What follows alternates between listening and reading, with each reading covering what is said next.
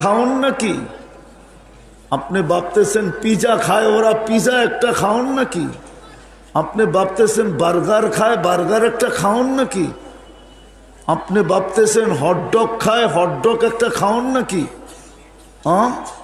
খাওন? মুসলমানের চেয়ে বেশি কেউ খায় না। তাইলে কি কারণে মুসলমানের এই দুরবস্থা? শুধু একটা দুইটা কারণে শুধু মুসলমানের এই দুরবস্থা। নাইলে ফিলিস্তিন 1 বৎসর 3 মাস হইতে চলল মাটির সাথে মিশতেছে। যেইখানে ইব্রাহিম খলিল শুয়া আছে, যেইখানে মুসা কালিম শুয়া আছে, যেইখানে 70 জন নবীর কবর চিহ্নিত, যেইখানে 45,000 সাহাবায়ে কেরাম ঘুমাইতেছেন, যেইখানে মুসলমানদের প্রথম কেবলা, যেইখানে মেরাজের রাত্রে সশরীরে 1.25 লক্ষ নবীদের সম্মিলন, আমাদের নবীজি ইমামতি করেন, তারপরে বক্তৃতা করেন, বয়ান করেন, তারপরে ওইখান থেকে আরশের দিকে টেক আপ করেন। ওই জমিন মাটির সাথে মিশে। আপনি আমাকে যুক্তি দিয়ে বুঝান, খোদা না খাস্তা, আল্লাহ না করুক, আল্লাহ না করুক, আল্লাহ না করুক, মদিনা মুনাওয়ারায় যদি আজকে কেউ একটা মিসাইল মারলো আর ওটা ফাটলো আর মদিনার কয়েকটা বিল্ডিং মাটির সাথে মিশলো, বলেন তো সিলেটের মানুষ, শাহজালাল রহমতুল্লাহ আলাইহির উত্তরসূরি, আপনারা ডাইরেক্ট আঙ্গুল কার উপরে উঠাবেন? কার উপরে? কার উপরে? আরে বলেন না, মনে হয় বোঝেন নাই। কার উপরে উঠাবেন? আপনি তো ডাইরেক্ট আঙ্গুল উঠাবেন আল্লাহর উপরে। যে আপনার বন্ধু যেখানে ঘুমাইতেছে ওইখানে মিসাইল পড়লো কি কইরা, ফাটলো কি কইরা, বিল্ডিং গুলা মাটির সাথে মিশলো কি কইরা, আপনি কোথায় ছিলেন? তাইলে বন্ধু বানাইলেন তো বানাইলেন কেন? কি আপনি কি বলবেন না? না বলবেন না? আপনার মনে এই প্রশ্ন আসবে না? না মনে হয় বুঝাইতে পারি না, আসবে না? একমত? তাহলে আমিও তো বলি ফিলিস্তিন মাটির সাথে মিশলো কি করে? খলিল তো ঘুমায়, কালিম তো ঘুমায়, 70 জন নবী তো ঘুমায়, বাইতুল মুকাদ্দাস তো এখানে প্রথম কেবলা, 1.25 লক্ষ নবীদের সম্মিলন তো হইল এখানে, হইল তো ওইখানে। আমাদের নবীজি পা রাখলেন তো ওইখানে, ইমামতি করলেন ওইখানে, বয়ান করলেন ওইখানে, আরশে গেলেন ওইখান থেকে। এত লম্বা রানওয়ে মক্কা। আল্লাহ বলে মিশবে না তো মিশবে না কেন? তোমাদেরকে তো মুসলমান বানাইছিলাম, নির্বাচিত করছিলাম মুসলমানের ঘরে। তোমাদের ভিতরে ইসলামের ছাপ কতটুকু আমাকে দেখাও। বলেন ইসলামের ছাপ কতটুকু? আরে বলেন না। 150 কতটুকু?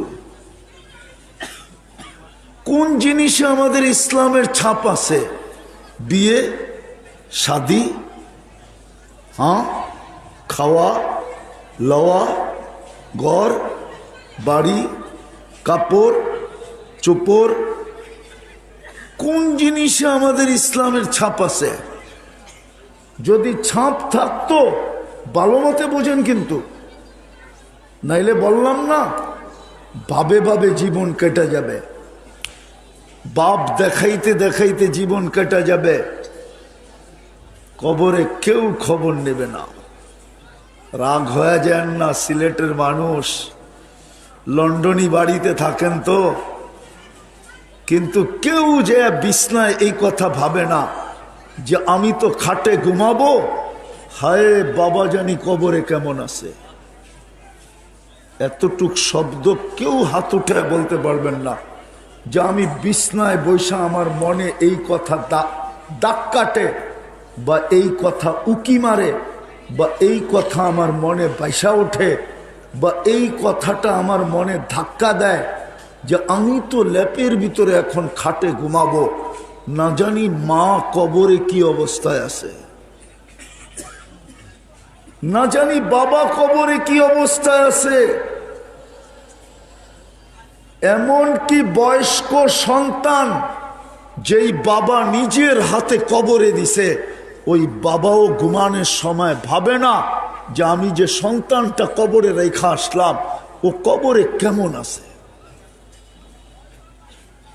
আমার কথা বোঝেন, বক্তা তো আরো আছে, করছে আরো করবে। আমি বেশি সময় করব না, আর আমার সুরও নাই টুরও নাই, আর আমার কথার আওয়াজও তো ভাঙ্গা ডোলের মতো। বিদায় আমি লম্বা করব না, এতটুকু বুঝাইতে চাবো যে আজকে আমাদের দুরবস্থা কেন, কালকে আমাদের কেমন দুরবস্থা হবে। আজকেরটা তো দুরবস্থা চোখে দেখতেছি, কালকে কেমন দুরবস্থা হবে। জন্ম তো ছিল মুসলমানের ঘরে, নির্বাচিত তো ছিলাম মুসলমান হিসাবে, চাইলেন তো আমার মঙ্গল। কোরআন তো বলে মাইয়ুরিদিল্লাহু আইয়াহদিয়াহু ইয়াশরাহ সাদরাহু লিল ইসলাম। স্বয়ং আল্লাহ তো সবকিছু করলেন, আমাকে মুসলমানের ঘরে অস্তিত্ব দিলেন। আমার মঙ্গল, আমার সফলতা সবকিছু রাখলেন ইসলামের ভিতরে, সব কিছু ইসলামের ভিতরে রাখা ছিল। আমার মঙ্গলও রাখা ছিল, ইহ জগৎ এবং পর জগতের সবকিছু ইসলামের ভিতরে রাখা ছিল। আজকে আপনি সফলতা চান, সবকিছুই তো রাখা ছিল ইসলামের ভিতরে, কিন্তু আপনি মুসলমান, আপনার ভিতরে ইসলামের ছাপ কতটুকু, আমার ভিতরে কতটুকু, কোন ক্ষেত্রে কতটুকু। ইসলামের ছাপই যদি থাকতো তাহলে যুবকরা 50 টাকার চুল 500 টাকা দিয়ে কেন কাটতো? জিজ্ঞাসা করেন। সাধারণ চুল কাটানো 50 টাকা দিয়ে কাটানো যায়, উর্দে 100 টাকা, 10 টাকা বকশিস দিলে খুব খুশি। কিন্তু যুবকদেরকে জিজ্ঞাসা করেন 300, 400, 500, ঈদের রাত্রে তো 1000 টাকা দিয়ে চুল কাটে। জিজ্ঞাসা করেন, 3 ঘন্টা সিরিয়ালে বসে থাকে চুল কাটার জন্য, 1000 টাকাও দিল, সারা রাত্রের ঘুমও গেল, সকালবেলা ঈদের জামাতও গেল, আয়সা ঘুমায় গেছে আর উঠতে পারে নাই। ইসলামের ছাপ কোথায়? যদি ছাপ থাকতো তাহলে মুসলমান 31st নাইট উদযাপন করে কি করা? যদি ইসলামের ছাপ থাকতো তাহলে যুবকরা বারবার শেখ খাওয়ার পরেও 14 তারিখ উদযাপন করে কি করা? ওরা তো বারবার শেখ খায়। জিজ্ঞেস করেন, একজনও হাত উঠায় বলতে পারবে না আমি শেখ খাই না সাকসেস। জিজ্ঞেস করেন, একজনও এখানে নাই যে বলবে যে আমি খাই নাই, আমি একবারই সাকসেস হয়েছি, একটাও নাই এখানে। জিজ্ঞেস করেন। মুসলমান 14 তারিখ উদযাপন করে কি করা? আর আমি তো চোখে দেখছি 31st নাইট আমি অস্ট্রেলিয়ায় দেখছি, সিডনিতে, কিন্তু একমাত্র ব্রিজে সারা, সিডনি ব্রিজে ছাড়া কোথাও কোনো জায়গায় আপনি পাবেন না 31st নাইটের কোনো ছাপ, শুধু নির্দিষ্ট জায়গা। আর আমার দেশে তো এরকম কোনো গলি নাই, এরকম বাড়ির কোনো ছাদ নাই, এরকম গ্রামের কোনো বাজার নাই, কোনো জায়গা তো বাদ নাই যেখানে 31st নাইটের ছাপ না ছিল। 31st নাইটেও তো আমাদের প্রোগ্রাম ছিল। আমরা তো যুবকদেরকে উলঙ্গ মেয়ে পর্যন্ত নাচাইতে দেখছি, যে বাজি ফুটাবো না মেয়ে নাচাবো। জিজ্ঞাসা করেন, যেই কাপড় পরছে ওটা উলঙ্গই, কি হয় নাই সিলেটে কোথাও? বলুক, যুবকরা বলুক, আমার চেয়ে ভালো নলেজ ওদের কাছে আছে। হয় নাই কোনো জায়গায়? না হয় নাই? আরে 2 দিন আগেই তো গেল 31 নাইট, হয় নাই? আচ্ছা না হোক, সিলেটে, সারা বাংলাদেশে তো হয়েছে। আপনি তো মুসলমান, ইসলামের ছাপ কোথায়? আজকে আপনার জন্য ফেরেশতা নামে তো নামে কি করা, আবাবিল ওড়ে তো ওড়ে কি করা, মশা যায় তো যায় কি করা, আল্লাহর সৈনিক কাজে লাগে তো লাগে কি করা? মুসলমান, ইসলামের ছাপ নাই।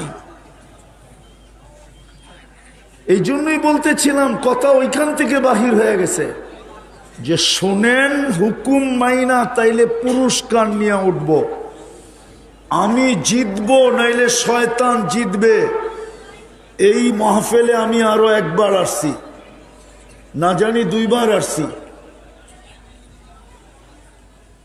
জানি না এটা কততম হইতেছে,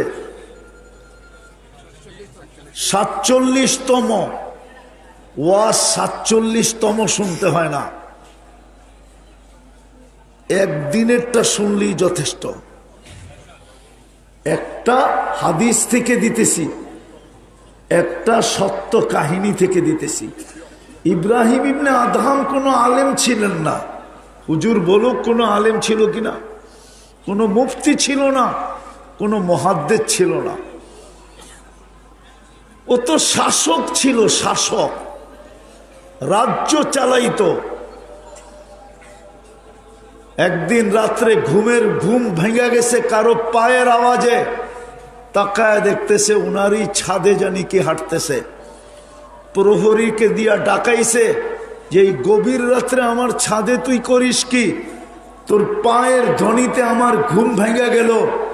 তো বলে হাসতে হাসতে বলতেছে, জাহাপনা উঠ হারায় গেছে, খুঁজতে খুঁজতে আপনার ছাদে চলে আসছি। বলছে বেটা পাগল নাকি, আমার ছাদে উঠ আসবে কি করে? তুই উঠ তালাশ করবি মরুভূমিতে, নেলে জঙ্গলে, তুই তালাশ করতে আসছি আমার ছাদে, তাও রাজপ্রাসাদের ছাদে। তো বলতেছে জাহাপনা আমি যদি পাগল তো আপনিও পাগল। তো বলছে আমি কি করে পাগল? বলছে আমি যদি ছাদে উঠ না পাই তো আপনি রাজপ্রাসাদের ভিতরে বসে আল্লাহ পাবেন কি করে? এতটুক কথায় জীবন চেঞ্জ। হাদিসে আছে বনি ইসরাইলের এক বদমাস ছিল, বদমাস, নাম ছিল কিফিল। কিফিল যে নিজেকেও নিজে মানুষ বলতো না, সমাজ তো তাকে মানুষ বলতো না, বলতোই না, নিজেও নিজেকে মানুষ বলতো না। টাকার পাহাড় দিছিলেন আল্লাহ তাকে, হিমালয় দিছিলেন টাকার। প্রতিদিন ব্যভিচারের পিছনে বর্তমান টাকায় 50 থেকে 60 লক্ষ টাকা খরচ করত।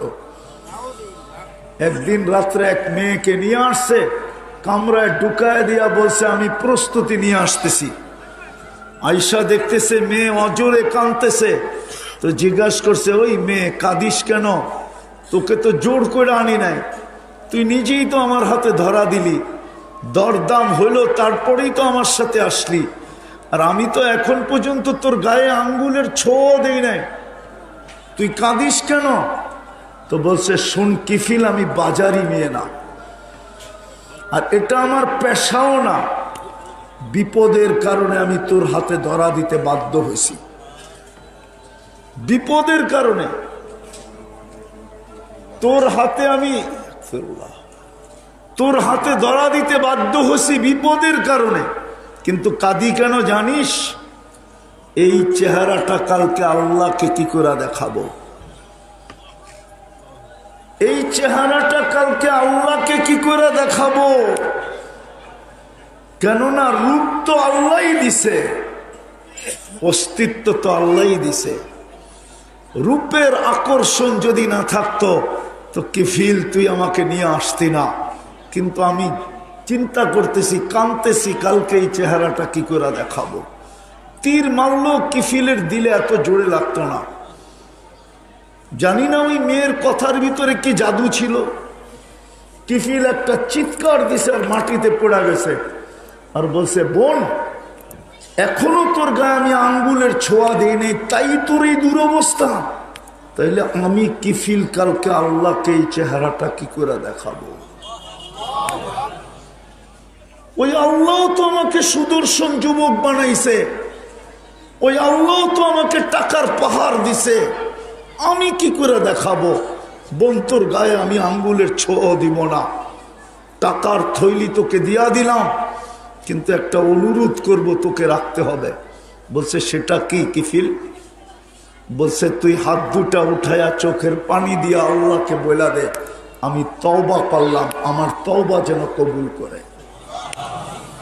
ওই রাত্রেই কিফিল মারা গেছে। স্বর্ণ অক্ষরে দরজায় লেখা উঠছে, কদ গফার আল্লাহু লিকিফলিন, আল্লাহ কিফিলকে মাফ করে দিছে। হায় হায়! এই জন্য ওয়াজ এত শুনতে হয় না, একদিনের ওয়াজই যথেষ্ট হয় যদি পুরস্কার নিয়ে উঠা যায়। আর যদি আল্লাহর হুকুম মানা না হয় তাহলে সারা জীবন শুনতে থাকবে, শুনাইতে থাকবে, ব্যবস্থাপনা করতে থাকবে, আয়োজন হতে থাকবে, কিন্তু জীবন চেঞ্জ হবে না।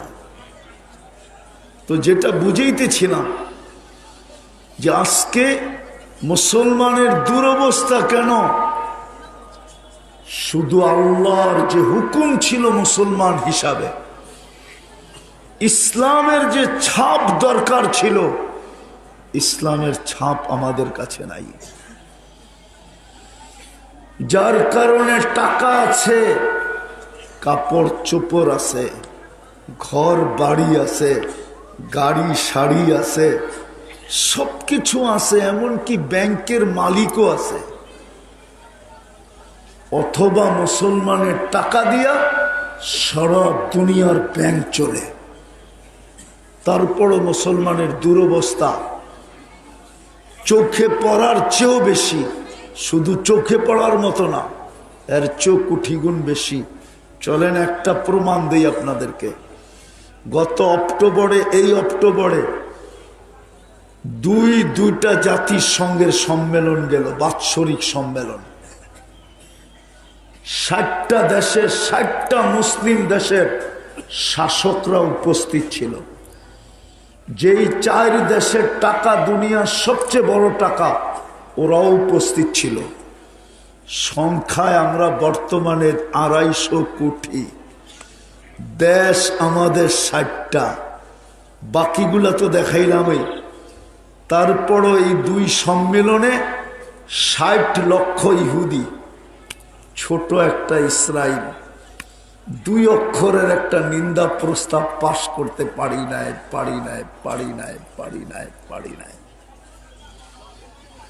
আপনার ভিতরে যদি বিবেক থাকে আর বুদ্ধি থাকে, বিদ্যা থাকে, আপনার ভিতর থেকে যদি সবকিছু মরা না যায় থাকে, তাহলে আমার এই কথা আপনার দিলের ভিতরে তীরের চেয়ে বেশি লাগার কথা,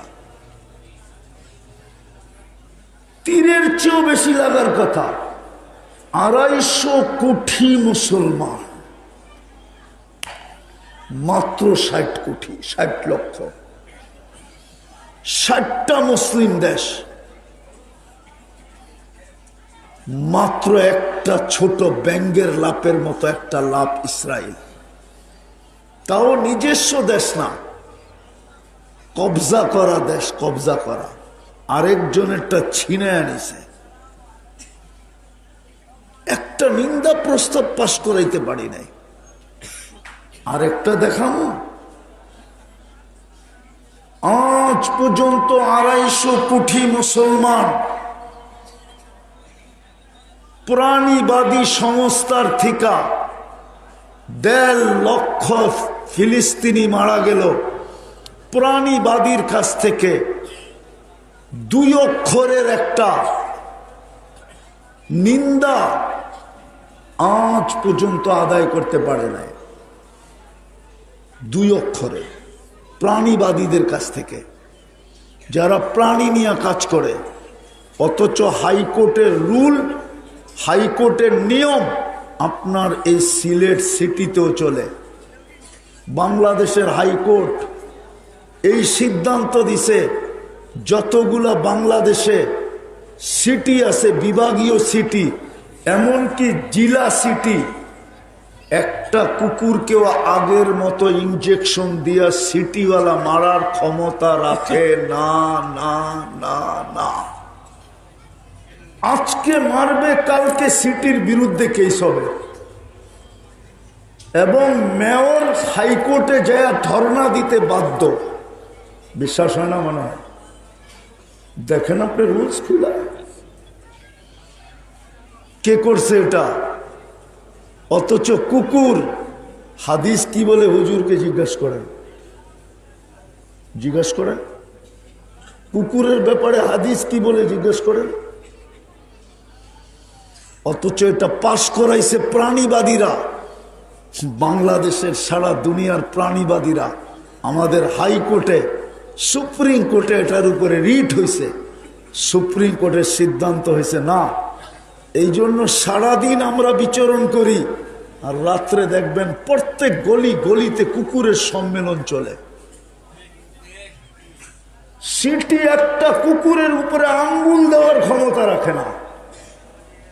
1.5 লক্ষ মারা গেল আজ পর্যন্ত। প্রাণীবাদীরা ছোট একটা, এটাকে কি বলে, ছোট একটা প্রতিবাদ করে নেয়, প্রতিবাদ, ছোট এক অক্ষরের প্রতিবাদ। কেননা প্রাণীবাদী বিশ্বাস করে মুসলমান প্রাণী না। আপনি যতই ভাব নিয়ে চলেন, আপনি দুনিয়া দেখছেন, আমিও দুনিয়া দেখছি, আমি 103টা দেশ দেখছি। আমি আপনাদের স্বাধীনতা দেখি নাই, মৌত পর্যন্ত আমার এই দুঃখ থাকবে। আমি 5 তারিখের স্বাধীনতা দেখি নাই, কেননা ওই দিন তো আমি জমিনেই ছিলাম না, কোত্থেকে দেখব।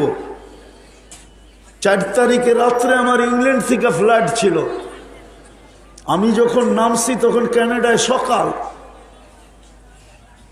তো বাংলাদেশে তো 5 তারিখ দিন গিয়া রাত্র হয়ে গেছে, আমি নামার পরে খবর পাইছি স্বাধীন হয়ে গেছে।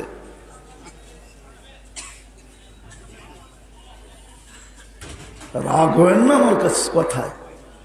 আপনি দুনিয়াতে যতই ভাব নিয়ে চলেন, টাকার বাপ, পয়সার বাপ, শিক্ষার বাপ, দীক্ষার বাপ, ক্ষমতার বাপ, এই বাপ সেই বাপ, সারা দুনিয়ার যুবক তুমি যতই আপডেট হয়ে চলো, মুসলমানের ঘরে যদি জন্ম নিয়ে থাকো, তুমি যত আপডেট হও, যত স্মার্ট হও, কসম খোদার সারা দুনিয়ার প্রাণীবাদীরা তোমাকে আগাছা ভাবে, আগাছা।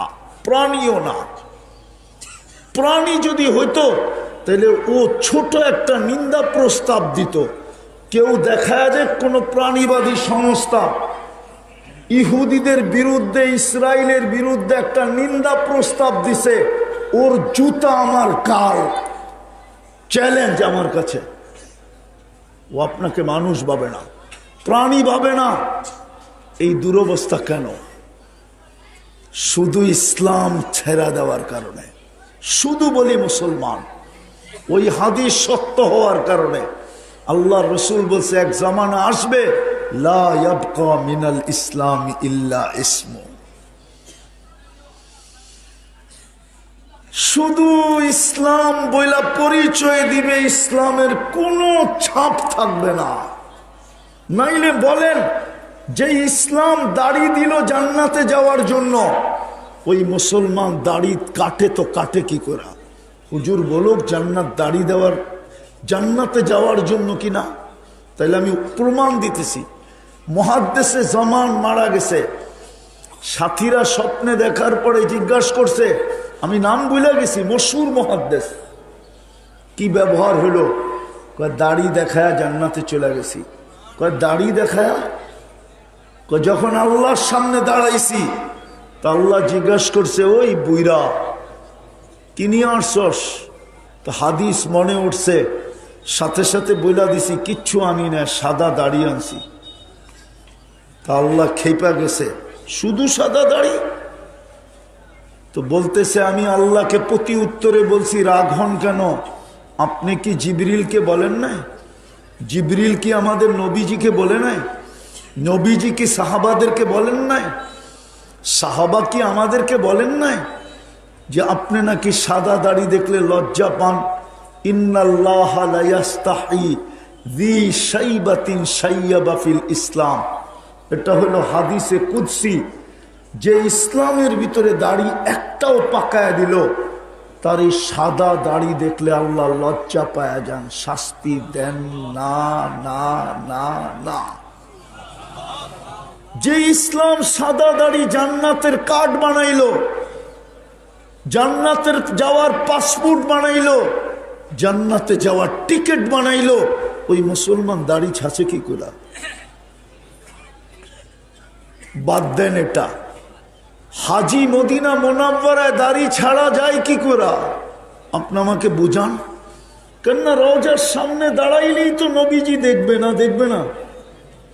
না মনে হয় দেখে না, ঠিক না? কি বলে ওলামায়ে কেরাম, দেখে না? দেখে না, হুজুরে কয় দেখে না। দেখে তো রওজার সামনে দাঁড়াইব কি করে দাড়ি ছাড়া?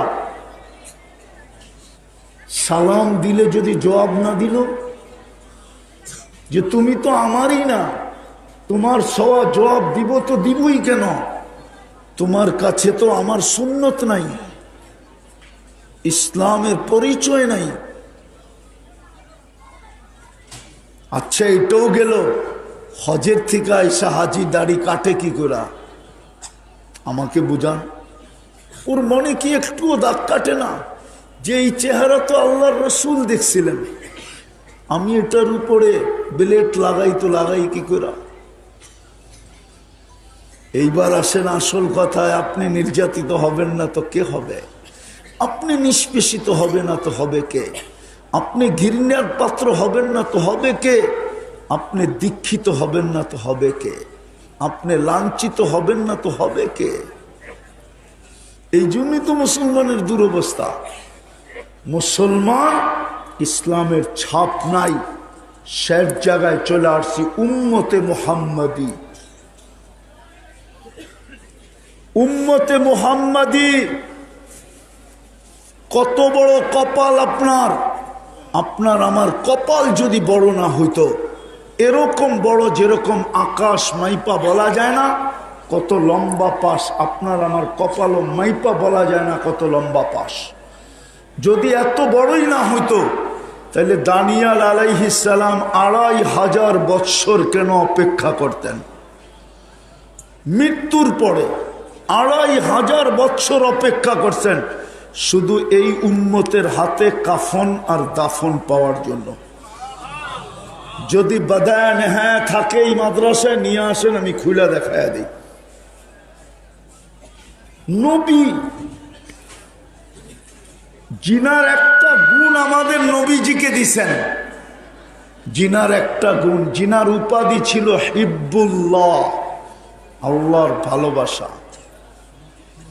উনি ইরাকে আসছিলেন, লম্বা কাহিনী। উনি কেন অপেক্ষা করতেন আপনার হাতের ছোঁয়ার জন্য? মুসা আলাইহিস সালাম কেন তৌরাত কিতাব সরায়া দিয়া বলতেন উম্মত বানায়া দেন? মুসা আলাইহিস সালাম আল্লাহর সাথে কথা বলতেন। আপনার কপাল যদি বড় না হইতো, সীমাহীন যদি না হইতো, তাহলে আল্লাহ আপনার সাথে কথা বলে কেন? আল্লাহ কি যার তার সাথে কথা বলে? কোরআন তো হলো কালামুল্লাহ, আল্লাহ তো আপনার সাথে কথা বলে। ওই রসুলের উম্মত, কিন্তু আদর্শ নাই।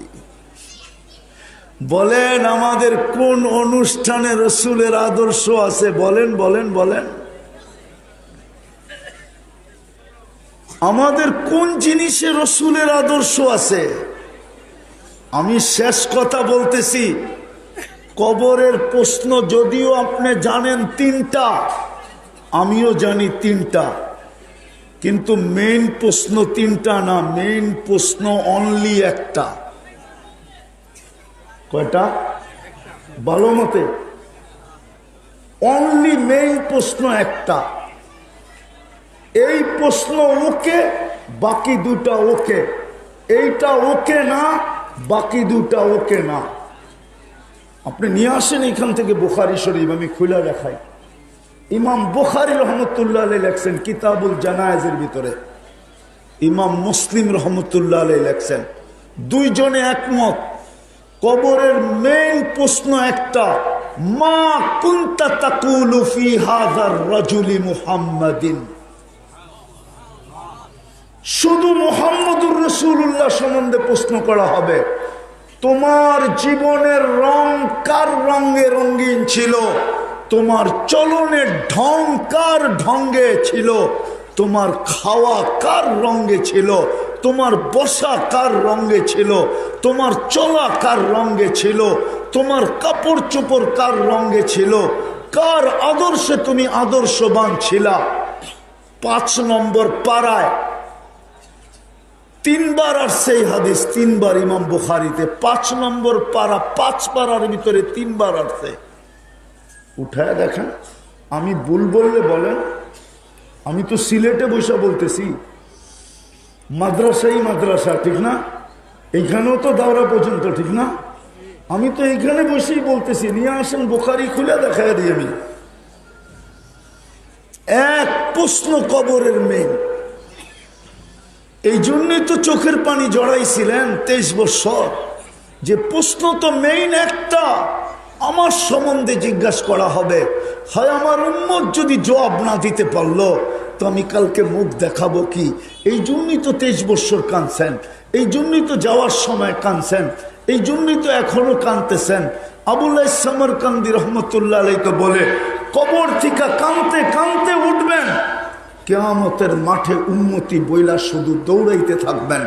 একবার হাউজে কাউসার, একবার মিজান, একবার পুলসিরাত, 3 জায়গায় দৌড়াবেন।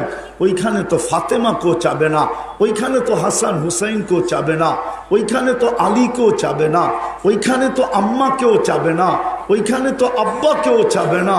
ওই আম্মা, চলেন মনে উঠলো শোনায় দিই, বিদায় হজের সময় 70,000 সাহাবী যখন আবওয়া, আপনারা আম্মাজানের কবর দেখেন নাই বিদায় আপনাদেরকে আমি বুঝাইতে পারবো না, আমি 2 বার দেখছি, এই জন্য আমার অনুভূতিটা অন্যরকম। 70,000 সাহাবীকে নিচে রেখা বলছে আমি মার কবর জিয়ারত করে আসি।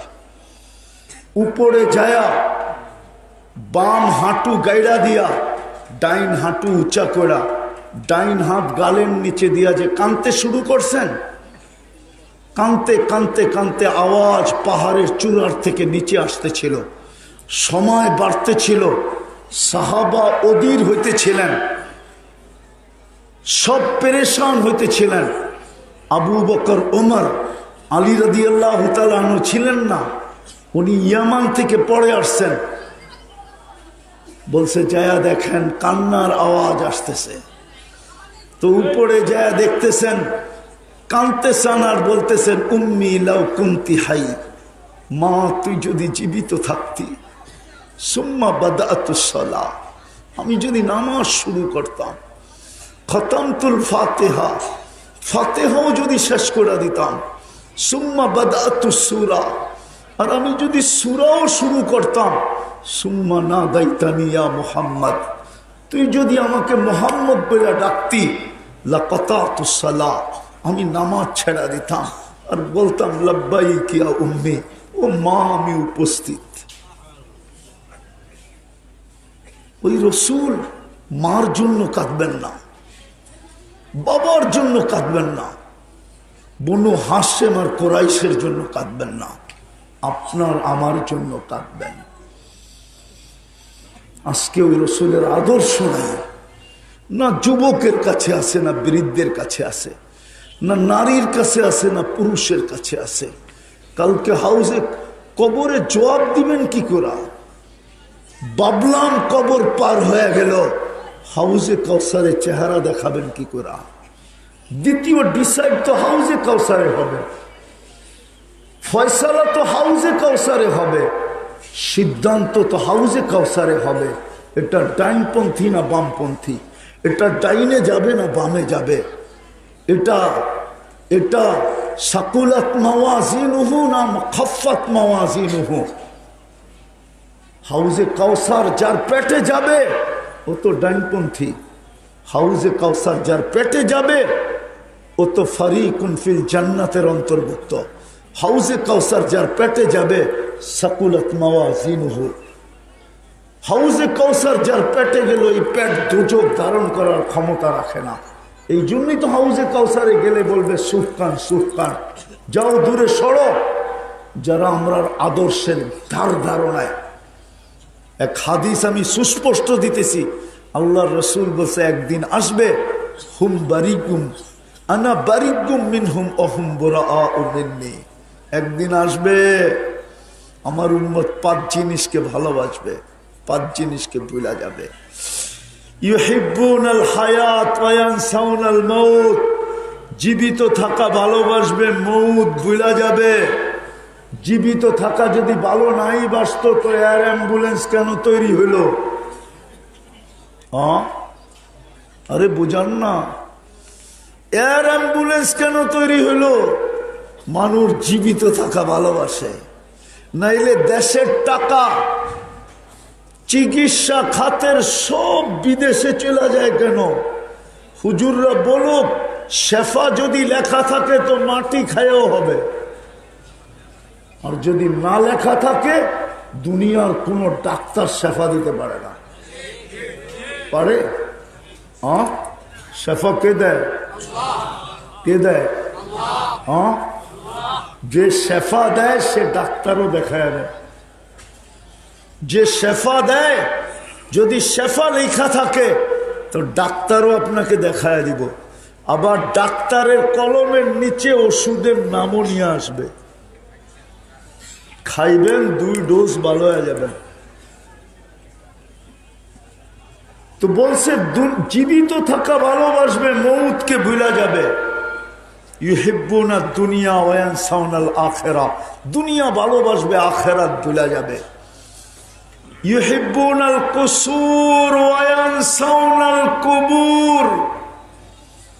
বাড়ি ঘর ভালোবাসবে, কবর ভুলা যাবে। রাগ হয় না, পায়ে হাত রাখি। বাংলাদেশে ঘুরতে ঘুরতে দেখি কিছু বাড়ি দেখলে চোখের ভিতরে পানি আসে, আর মনে বড় আফসোস আসে যে এই বাড়ির মালিক এই বাড়ি ছেড়া বাসতলায় থাকবে কি করে? এই বাড়ি ছেড়াও বাসতলায় কি করে থাকবে? এই বেডরুম ছেড়াও কবরে কি করে থাকবে? আমি জানি না বাড়িওয়ালা ভাবে কিনা, কিন্তু আমার ভাবনা আসে যে এরকম সুসজ্জিত বেডরুম, ওর কি মনে পড়ে না যে আমি কবরে কি করে থাকবো এই বেডরুম ছেড়া? রাগ হয়ে গেলেন? পাবেন। আল্লাহ রসুল বলছে বাড়ি ভালোবাসবে, কবর ভুলা যাবে।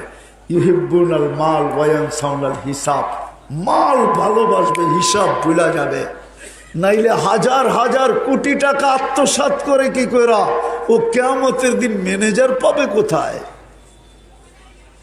চার্টার্ড অ্যাকাউন্টেন্ট পাবে কোথায়? আরে বলেন না, হিসাব রক্ষক পাবে কোথায়? ও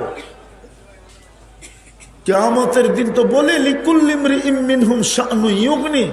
প্রত্যেকে নিজেকে নিয়ে ব্যস্ত থাকবে, কেউ কারো দিকে তাকানোর সুযোগ হবে না। আল্লাহ রসুল বলছে চতুর্থ, পঞ্চম, ইউহিব্বুনাল খালকা ওয়া ইয়ানসাউনাল খালিক। একজনও বাংলাদেশে পাইলাম না আজ পর্যন্ত কোন ওয়াজ মাহফিলে পাইলাম না। সবাই আইসা বলে জনদরদি, কাউকে আজ পর্যন্ত পাইলাম না যে মে আল্লাহ রসুলের দরদি। বোঝেন নাই মনে হয়? কি রাগ হয়ে যাবেন? সৃষ্টিকে ভালোবাসে, আল্লাহকে ভুলে গেছে। নাইলে যুবক বাহাদুরি করে কার যৌবন দিয়া? ও যুবক, কার যৌবন দিয়া বাহাদুরি করো? কে দিছে যৌবন? ওই আল্লাহ তো ডেলি 5 বার ডাকে। বলো তুমি মসজিদে কয়বার আসো? কে ডাকে? আল্লাহ। শুধু আল্লাহ ডাকে? শুধু আল্লাহ ডাকলে তো বুঝতাম। শুধু আল্লাহ তো ডাকে না, 99 পদের মালিক তো আল্লাহ ডাকে।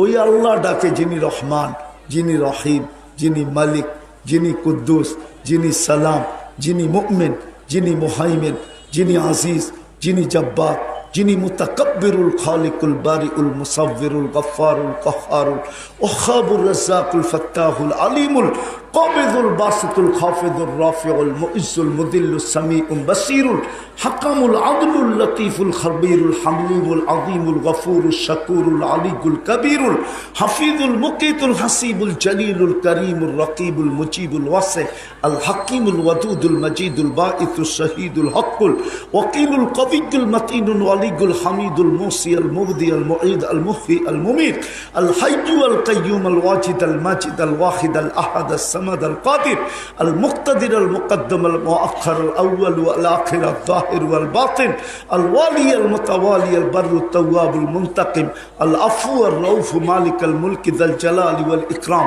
المقسط والجامع والغني والمغني المانع الدار النافع النور الهادي البديع والباقي الوارث والرشيد الصبور جل جلاله যিনি 99 পদের মালিক ওই আল্লাহ ডাকে যুবক বাহাদুরি দেখায় আল্লাহর যৌবন দিয়া, পুরুষ বাহাদুরি দেখায় আল্লাহর পুরুষত্ব দিয়া, নারী বাহাদুরি দেখায় আল্লাহর নারীত্ব দিয়া, রূপসী বাহাদুরি দেখায় আল্লাহর রূপ দিয়া, টাকাওয়ালা বাহাদুরি দেখায় আল্লাহর টাকা দিয়া, পদালায় বাহাদুরি দেখায় আল্লাহর দেওয়া পদ দিয়া। তারপরও তো ডাকে, তারপরও তো মসজিদে আসে না, তারপরও তো মসজিদে আসে না। আপনার দুরবস্থা হবে না তো হবে কার? আপনি আগাছা হবেন না তো হবে কে? আপনি ঘৃণার পাত্র হবেন না তো হবে কে? আপনি লাঞ্ছিত হবেন না তো হবে কে? আপনি তেল মালিশ করবেন না তো করবে কে? হায় হায়, পতন যখন আসে ঘনাইয়া, আকল বুদ্ধি জ্ঞান যায় সব যায় হারাইয়া। এটাই সত্য, মুসলিম দুনিয়ার আকল বুদ্ধি জ্ঞান হারায় গেছে। আজকে মুসলমান বলুক না 250 কোটি, যে আমরা 60 দেশ, আমাদের ভিতরেই আমরা আদান প্রদান করব, লেনদেন করব, কিনা কাটা করব। তোমরা যখন আমাদের ছোট একটা নিন্দা প্রস্তাব পাশ করতে দাও নাই, আমরা তোমাদের কোনো জিনিসের দিকে তাকাবো না, আঙ্গুলও লাগাবো না। দেখেন সারা দুনিয়া আপনি পায়ে পড়ে কিভাবে। আজ পর্যন্ত তো ধরা পড়ছে একজন, কয়জন? ইসকনের ধরা পড়ছে কয়জন? কয়জন? একজন, ঠিক না? অবরুদ্ধ 18 কোটি, গলা চেপা ধরতে চায় 18 কোটি, ঠিক না? হ্যাঁ ঠিক না? সত্য তো? আরে মনে হয় বোঝেন নাই। আজ পর্যন্ত তো সরকার ঘোষণা দিতে পারলো না যে ঠিক আছে, আগে ট্রাকে করে আইনা খাইতাম, এখন প্লেনে আইনা খামো। আগে ট্রাকে আসতো, এখন সামুদ্রিক জাহাজ দিয়ে আইনা খামো। আগে 5 কেজি খাইতাম, এখন 1 কেজি খামো। আগে একা খাইতাম, এখন 10 জনে ভাগ করে খামো। তোর দিকে তাকায়ও দেখবো না। দেখ না ঘোষণা আজকে, দেখেন না কালকে পায়ে পড়ে কি পড়ে না। হ্যাঁ, কিন্তু পারবেন কোত্থেকে? ওই যে বললাম না, পতন তো আমাদের অন্য কারণে। মুসলমান ছাপ নাই, উম্মত আদর্শ নাই, উম্মত নবীর আদর্শ নাই। আল্লাহ কথা বলার জন্য কালাম দিলেন, পর্বে তো দূরের কথা, চুমা পর্যন্ত দেয় না উম্মত। এই মজমায় কেউ নাই ডেলি কোরআনকে 2 বার চুমা দেয়। যারা পড়তে না জানে ওরা 2 বার ডেলি কোরআন উঠায়া চুমা দেয়। একজনও এখানে নাই, একজনও নাই। মসজিদ দিছিলেন নিজের ঘর, কোন উম্মতকে আল্লাহ মসজিদ দেন নাই, কেবলা দিছিলেন। 1.25 লক্ষ উম্মতের ভিতরে কাউকে আল্লাহ মসজিদ দেন নাই, কেবলা দিছিলেন। কেবলা কাবা দিছিলেন, মসজিদ না। আপনাকে আমাকে মসজিদ উঠায়া দিছেন, নিজের ঘর। আল্লাহকে যদি জিজ্ঞাসা করি আপনি থাকেন কই, গর্ত দিয়া দিলেন। তা আল্লাহ কোরআনে আমাকে বুঝাইতে চায়, আনা মাকুম আইনা মা কুনতুম, তোমরা যেইখানে যাও আমি তোমাদের সাথে থাকি। ঘর দিয়া কি করবো, ঘর তো দিয়েই দিলাম। ওই ঘর আজকে খালি, শুধু জুমার দিন পড়ে। বিদায় আসেন, তওবা করি। সুযোগ এখনো আছে, এখনো উম্মতের কাছে সুযোগ আছে। তওবা করলে করবেন তওবা? কে কে তওবা করতে রাজি দেখি? পাক্কা মনের থিকা? তাহলে আল্লাহকে বইলা দেন, আল্লাহ অতীত থেকে তওবা করলাম।